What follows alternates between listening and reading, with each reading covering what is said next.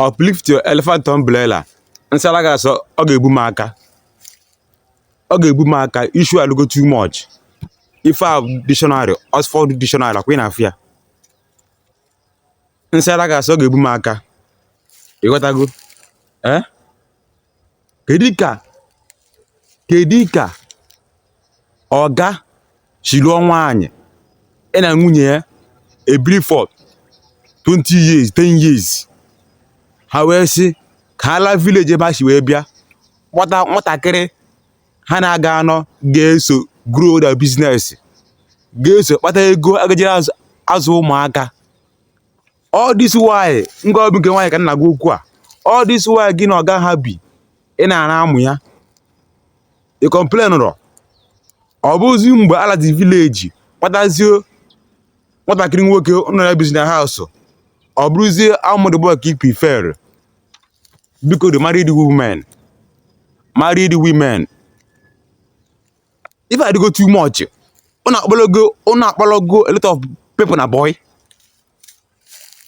Una akpologo a lot of people na boy. A lot of people ala go because of you people. If I go too much, some guys I dey go start getting boy due to you women. Maka na ụmụ nwoke on their own enwe problem. Ụmụ nwoke enwe the problem on their own. All my ka anyị na-aya. Ka ezi ka ihe ejiga anọzi nnọọ diga aga village kpọta nwatakịrị nwoke ga-enye aka ka business grow, ka afọ ego ya azụ ụmụaka, ka afọ ego ya eme expenses. Gị prefer ha amụ the boy, ha bụzi amụ di gị na-achọgharị the boy. The boy jizie gị chọọ ofe allegation buye. Uplift your elephant umbrella. Di ya 2024. Ife a bụ 2024. O ji ncha asa ahụ mara onwe ya.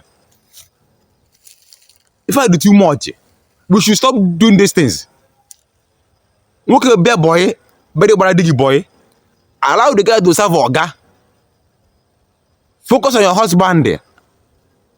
Focus on your husband. Allow the guy to serve oga. Mind your business.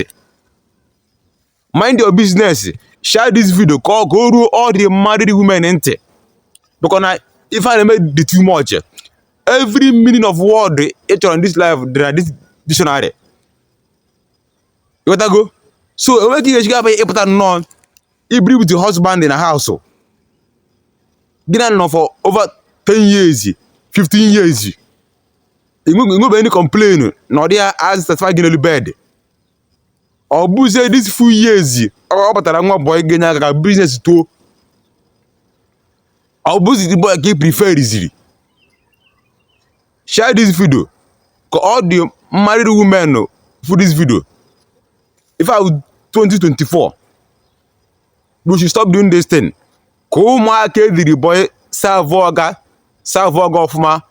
Koga do ha ofuma. Ka biro mmadu. Daalụ nụ.